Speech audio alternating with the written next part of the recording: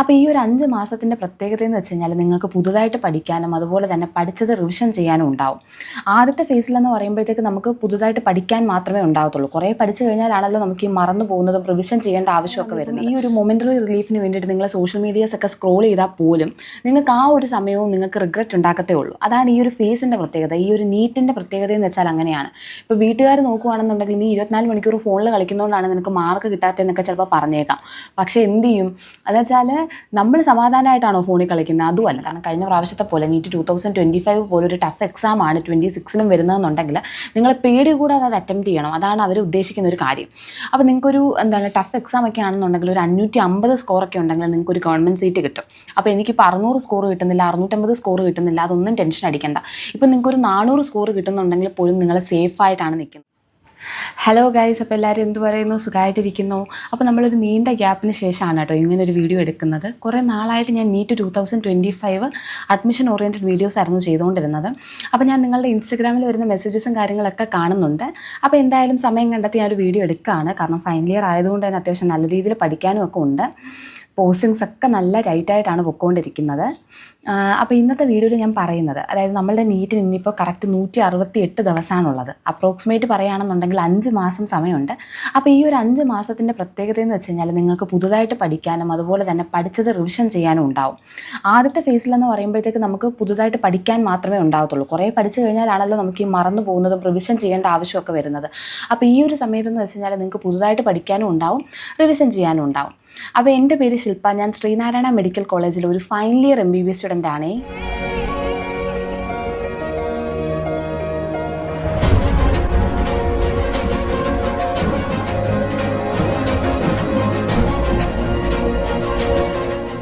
അപ്പോൾ ഞാൻ പറഞ്ഞതുപോലെ തന്നെ ഈ ഒരു മാസം, അതായത് ഈ ലാസ്റ്റിലത്തെ 5 മാസം നിങ്ങൾക്ക് പുതുതായിട്ട് പഠിക്കാനുണ്ടാവും, അതുപോലെ തന്നെ പഠിച്ചത് റിവിഷൻ ചെയ്യാനും ഉണ്ടാവും. ശരിക്കും പറഞ്ഞു കഴിഞ്ഞാൽ അത്യാവശ്യം നല്ല രീതിയിൽ പഠിച്ചത് റിവിഷൻ ചെയ്യാൻ നിങ്ങൾക്ക് ഇത്രയും കൂടെ ഈസി ആയിരിക്കും. കാരണം നമുക്കത് അത്രയും ടെൻഷനുള്ള കാര്യങ്ങളല്ല. കാരണം ആ ഒരു ടെൻഷനൊക്കെ ഓവർകം ചെയ്ത് നമ്മൾ പഠിച്ചെടുത്ത കാര്യങ്ങളാണ് അതിനകത്തുള്ളത്. ഇപ്പം നിങ്ങൾക്ക് കോംപ്ലിക്കേറ്റഡ് ആവുന്നത് എപ്പോഴാണെന്ന് വെച്ച് കഴിഞ്ഞാൽ നിങ്ങൾക്ക് പെൻഡിങ് ചാപ്റ്റേഴ്സും കൂടി ഇതിൻ്റെ ഇടയ്ക്ക് വരുമ്പോഴാണ്. മനസ്സിലായോ? പെൻഡിങ് ചാപ്റ്റേഴ്സും കൂടെ വരുമ്പോഴത്തേക്ക് നിങ്ങൾക്ക് പുതുതായിട്ട് പഠിക്കണോ, പഠിച്ചത് റിവിഷൻ ചെയ്യണോ, പെൻഡിങ് ചാപ്റ്റേഴ്സ് പഠിക്കണോ, വീക്ക്ലി എക്സാം എഴുതണോ, അങ്ങനെയൊക്കെ പല കൺഫ്യൂഷൻസ് വരും. ഓട്ടോമാറ്റിക്കലി വന്നു പോകുന്നൊരു സംഭവമാണ് ഈ പെൻഡിങ് ചാപ്റ്റേഴ്സ് എന്ന് പറയുന്നത്. ചിലപ്പോൾ നമുക്ക് എന്തെങ്കിലും ഹെൽത്ത് ഇഷ്യൂസ് കൊണ്ടാവാം, ചിലപ്പോൾ വേറെ എന്തെങ്കിലുമൊക്കെ പ്രശ്നങ്ങൾ കൊണ്ട് നമ്മൾ സ്കിപ്പായി പോകുന്നതായിരിക്കും. ചിലപ്പോൾ പേടി കൊണ്ട് അപ്രോച്ച് ചെയ്യാത്ത ചാപ്റ്റേഴ്സ് ഉണ്ടാവും. ഇപ്പോൾ റയോപ്റ്റിക്സ്, വേവോപ്റ്റിക്സ് എന്നൊക്കെ പറയുന്നത് ചിലവർ പേടി കാരണം അയ്യോ എനിക്കൊന്നും പറ്റത്തില്ല എന്നുള്ള പേടി കാരണം ഈ ടെൻഷൻ അടിച്ച് പഠിക്കാതിരിക്കുന്നതുണ്ട്. അങ്ങനെയൊക്കെ വരാം. അപ്പോൾ ഈ ഒരു സമയത്ത് പിള്ളേർ കാണിക്കുന്ന ഒരു പ്രശ്നം എന്ന് വെച്ച് കഴിഞ്ഞാൽ ഈ പെൻഡിങ് ചാപ്റ്റേഴ്സും ഇതെല്ലാം കൂടെ ആലോചിക്കുമ്പോൾ ഇവർക്ക് വട്ടുപിടിക്കുമ്പോൾ ഇവർ ഫോണൊക്കെ എടുത്ത് സ്ക്രോൾ ചെയ്യും. അങ്ങനെ കുറേ ടൈം വേസ്റ്റ് ചെയ്യും. സോഷ്യൽ മീഡിയാസിലൊക്കെ കുറേ ടൈം വേസ്റ്റ് ചെയ്യും. പിന്നെ ഈ കളഞ്ഞ സമയത്തെ ഓർത്ത് പിന്നെ റിഗ്രറ്റ് അടിക്കും. ശരിക്കും പറഞ്ഞു കഴിഞ്ഞാൽ നമ്മളിപ്പം ഈ ഒരു മൊമെൻ്ററി റിലീഫിന് വേണ്ടിയിട്ട് നിങ്ങൾ സോഷ്യൽ മീഡിയാസ് ഒക്കെ സ്ക്രോൾ ചെയ്താൽ പോലും നിങ്ങൾക്ക് ആ ഒരു സമയവും നിങ്ങൾക്ക് റിഗ്രറ്റ് ഉണ്ടാക്കത്തേ ഉള്ളൂ. അതാണ് ഈ ഒരു ഫേസിൻ്റെ പ്രത്യേകത. ഈ ഒരു നീറ്റിൻ്റെ പ്രത്യേകത എന്ന് വെച്ചാൽ അങ്ങനെയാണ്. ഇപ്പോൾ വീട്ടുകാർ നോക്കുകയാണെന്നുണ്ടെങ്കിൽ നീ 24 മണിക്കൂർ ഫോണിൽ കളിക്കുന്നതുകൊണ്ടാണ് നിനക്ക് മാർക്ക് കിട്ടാത്തതെന്നൊക്കെ ചിലപ്പോൾ പറഞ്ഞേക്കാം. പക്ഷേ എന്ത് ചെയ്യും അതെന്ന് വെച്ചാൽ നമ്മൾ സമാധാനമായിട്ടാണോ ഫോണിൽ കളിക്കുന്നത്? അതുമല്ല. നമുക്ക് ഒരു സമാധാനത്തോടെ ഫോൺ നോക്കാനും പറ്റുന്നില്ല. മൊത്തത്തിലൊരു ടെൻഷൻ. ചിലവർ സ്ട്രെസ് ഈറ്റിംഗ്. ഞാനെന്ന് വെച്ച് കഴിഞ്ഞാൽ ഈ സ്ട്രെസ്സ് കൂടുമ്പോൾ ഭയങ്കരമായിട്ട് ആഹാരം കഴിക്കുമായിരുന്നു. ആ നീറ്റിൻ്റെ സമയത്തെന്നൊക്കെ വെച്ച് കഴിഞ്ഞാൽ എനിക്ക് നല്ല വണ്ണമായിരുന്നു. ടെൻഷൻ അടിക്കും. നമുക്ക് ആകെ ഉള്ളൊരു റിലീഫ് എന്താ? അന്ന് എനിക്ക് ഫോണൊന്നുമില്ല. അപ്പോൾ ആകെ ഉള്ളൊരു റിലീഫ് എന്താ? നമ്മൾ ഫുഡ് കഴിക്കുന്ന സമയം നമുക്ക് വീട്ടുകാരുമായിട്ട് കുറച്ച് നേരം സ്പെൻഡ് ചെയ്യാമല്ലോ.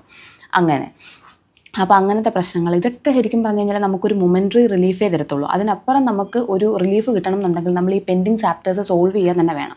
ഇപ്പോൾ എന്നാലും ഏകദേശം ഒരു മാർച്ചിലൊക്കെ ആയിരിക്കും നിങ്ങളുടെ മോഡൽ എക്സാം സ്റ്റാർട്ട് ചെയ്യുന്നത്. അതിന് ഇപ്പോൾ നമ്മൾ ഇന്നത്തേക്ക് മുതൽ നോക്കിക്കഴിഞ്ഞ് കഴിഞ്ഞാൽ ഏകദേശം ഒരു 16-17 ആഴ്ച നിങ്ങൾക്ക് മോഡൽ എക്സാമിന് മുന്നേ കിട്ടും.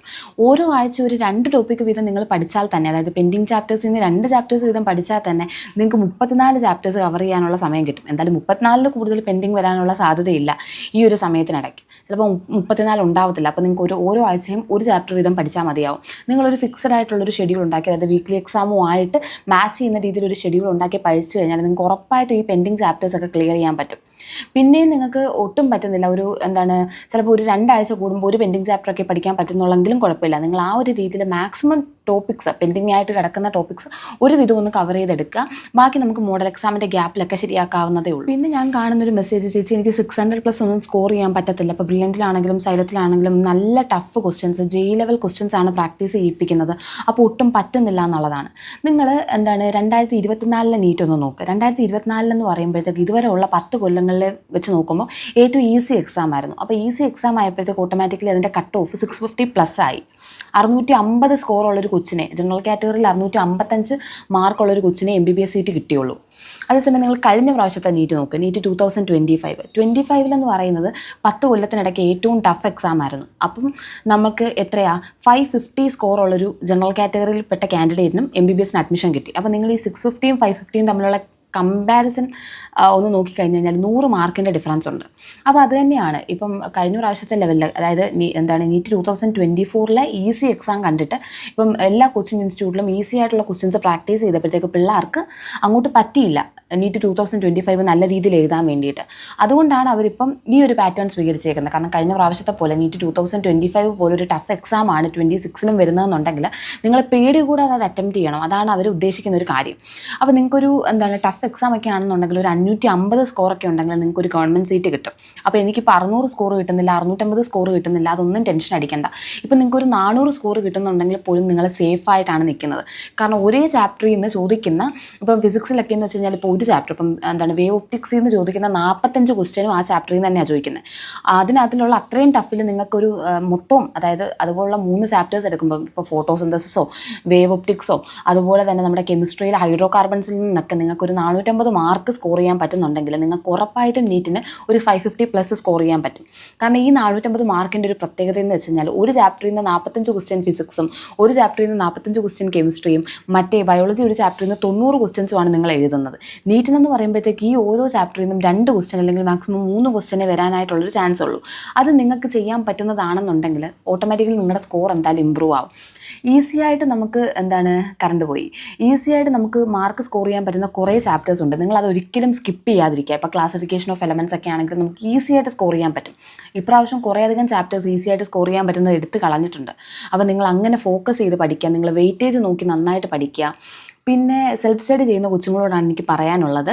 ഈ സെൽഫ് സ്റ്റഡി ചെയ്യുന്നതിൻ്റെ ഒരു പ്രശ്നം എന്ന് വെച്ച് കഴിഞ്ഞാൽ, ഞാനെന്ന് പറയുന്ന ആൾ റിപ്പീറ്റ് ചെയ്ത സമയത്ത് എനിക്ക് നല്ലൊരു സ്കോർ ഉണ്ടായിരുന്നില്ല. അങ്ങനെ ഞാൻ BSc കെമിസ്ട്രി എന്ന് പറഞ്ഞൊരു കോഴ്സിൻ്റെ കൂടെയായിരുന്നു റിപ്പീറ്റ് ചെയ്തത്. അപ്പോഴത്തെ ഒരു പ്രത്യേകത എന്ന് വെച്ച് കഴിഞ്ഞാൽ ഞങ്ങളുടെ സമയത്താണ് ആദ്യമായിട്ട് 200 ക്വസ്റ്റ്യൻസ് വരുന്നത്. ശരിക്കും നമുക്ക് നീറ്റിന് 150 ക്വസ്റ്റ്യൻസ് ആണല്ലോ ഉള്ളത്. 45 question physics, 45 question chemistry, 90 question biology. ഞങ്ങളുടെ സമയത്ത് നമുക്ക് ഓർ ക്വസ്റ്റ്യൻ ഉണ്ട്. ഓർ ക്വസ്റ്റ്യൻ എന്നല്ല, നിങ്ങൾക്ക് 10 ക്വസ്റ്റ്യനിൽ നമുക്ക് 5 എണ്ണം എഴുതിയാൽ മതി. അങ്ങനെയായിരുന്നു. അപ്പം നമുക്ക് മൊത്തം 200 ക്വസ്റ്റ്യൻസ് ഉണ്ടാവും. സാധാരണ 150 ക്വസ്റ്റ്യൻ, ഇത് പകരം 200 ക്വസ്റ്റ്യൻ ഉണ്ടാവും. അതിനകത്ത് നമ്മൾ 150 എഴുതിയാൽ മതി. പക്ഷെ നമുക്ക് ഈ 200 ക്വസ്റ്റ്യനും വായിച്ചാലല്ലേ എഴുതാൻ പറ്റൂ. അപ്പോൾ 200 ക്വസ്റ്റ്യൻ വായിക്കാൻ നമുക്ക് 200 മിനിറ്റ് ഉണ്ടായിരുന്നില്ല, 180 മിനിറ്റ് ആയിരുന്നു ഉണ്ടായിരുന്നത്. അപ്പോൾ ഞാൻ എഴുതി നീറ്റ് 2021 എല്ലാവരെയും ഒരു ബുദ്ധിമുട്ടിച്ചൊരു പ്രശ്നം എന്ന് വെച്ച് കഴിഞ്ഞാൽ നമുക്ക് ടൈം മാനേജ്മെൻ്റ് ആയിരുന്നു. അതായത് 200 മിനിറ്റ് വേണ്ടുന്ന സ്ഥാനത്ത് നമുക്ക് 180 മിനിറ്റും 200 ക്വസ്റ്റ്യൻസും ആയിരുന്നു കിട്ടിയിട്ടുണ്ടായിരുന്നത്. ഞാൻ ഈ സെൽഫ് സ്റ്റഡി ആയതുകൊണ്ട് തന്നെ എൻ്റെ പഴയ നീറ്റ് 2020 ഞാൻ ഉപയോഗിച്ചുകൊണ്ടിരുന്ന മെറ്റീരിയൽസും ക്വസ്റ്റ്യൻ പേപ്പേഴ്സും വെച്ചിട്ടായിരുന്നു പ്രാക്ടീസ് ചെയ്തിരുന്നത്. അതുകൊണ്ട് തന്നെ എനിക്ക് നല്ല രീതിയിൽ ബുദ്ധിമുട്ടുണ്ടായിട്ടുണ്ട്. ഇപ്പം ഈ സെൽഫ് സ്റ്റഡി ചെയ്യുന്ന കൊച്ചുങ്ങൾ നീറ്റ് 2025 വേണ്ടിയിട്ട് ചെയ്തുകൊണ്ടിരുന്ന ക്വസ്റ്റ്യൻ പേപ്പേഴ്സും മെറ്റീരിയൽസും വെച്ചിട്ടായിരിക്കും പഠിക്കുന്നത്. ആ ഒരു ക്വസ്റ്റ്യൻസിൻ്റെ പ്രത്യേകത എന്ന് വെച്ച് കഴിഞ്ഞാൽ എല്ലാം നല്ല ഈസി ആയിട്ടുള്ള ക്വസ്റ്റ്യൻസ് ആയിരിക്കും, അങ്ങനത്തെ കാര്യങ്ങൾ. പക്ഷേ ഇപ്പോൾ ബ്രില്യൻറ്റിലാണെങ്കിലും സൈലത്തിലാണെങ്കിലും ഏത് കോച്ചിങ് ഇൻസ്റ്റിറ്റ്യൂട്ടിലാണെങ്കിലും നിങ്ങളെ പ്രാക്ടീസ് ചെയ്യിപ്പിക്കുന്നത് ടഫായിട്ടുള്ള ക്വസ്റ്റ്യൻസ് വെച്ചിട്ടാണ്. അപ്പോൾ എന്തായാലും ഈ സെൽഫ് സ്റ്റഡി ചെയ്യുന്നവർ ഏതെങ്കിലും ഒരു കോച്ചിങ് ഇൻസ്റ്റിറ്റ്യൂട്ടിൻ്റെ അസിസ്റ്റൻസ് എടുക്കണമെന്നേ ഞാൻ പറയത്തുള്ളൂ. കാരണം അതാണ് നല്ലത്. സെൽഫ് സ്റ്റഡി ചെയ്യുന്നവർക്ക് ഇതുപോലെ അഫോർഡബിൾ ആയിട്ട് ഏതെങ്കിലും ഒരു പ്ലാറ്റ്ഫോമിൽ അഡ്മിഷൻ എടുക്കാൻ പറ്റുമെന്നുണ്ടെങ്കിൽ നിങ്ങൾ എടുക്കുക. കാരണം അത് നമുക്ക് ഭയങ്കര ബെനിഫിഷ്യൽ ആയിരിക്കും. കാരണം ഇപ്പോൾ ഒരു നീറ്റ് 2026 ഓറിയൻറ്റഡ് ആയിട്ടുള്ളൊരു കോച്ചിങ് ആയിരിക്കും അവർ നിങ്ങൾക്ക് തരുന്നത്. അറ്റ്ലീസ്റ്റ് എക്സാംസ് എങ്കിലും എഴുതി പ്രാക്ടീസ് ചെയ്യുക. കാരണം നമ്മുടെ ആ ഒരു ബോയ്മാരുമായിട്ടുള്ളൊരു ടച്ചൊന്നും വിട്ടു പോകാതെ നോക്കുക. അപ്പോൾ അത്രേ ഉള്ളൂ. എല്ലാവരും നല്ല കൂളായിട്ടിരിക്കുക. പെൻഡിങ് ചാപ്റ്റേഴ്സൊക്കെ തീർക്ക്. ഇനിയും നമുക്ക് അത്യാവശ്യത്തിൽ കൂടുതൽ സമയമുണ്ട്. ഹോപ്പ്ഫുള്ളായിട്ടിരിക്കുക. നമുക്ക് ഏറ്റവും കൂടുതൽ വേണ്ടുന്നത്, ഏറ്റവും ആദ്യം വേണ്ടുന്നത് കോൺഫിഡൻസും അതുപോലെ തന്നെ ഹോപ്പുമാണ്. നമുക്ക് കിട്ടുമെന്നുള്ളൊരു പ്രതീക്ഷ വേണം. പ്രതീക്ഷയില്ലാതെ നമുക്ക് മുന്നോട്ട് പോകാൻ പറ്റത്തില്ല. അപ്പോൾ അത്രേ ഉള്ളൂ. ടാറ്റാ.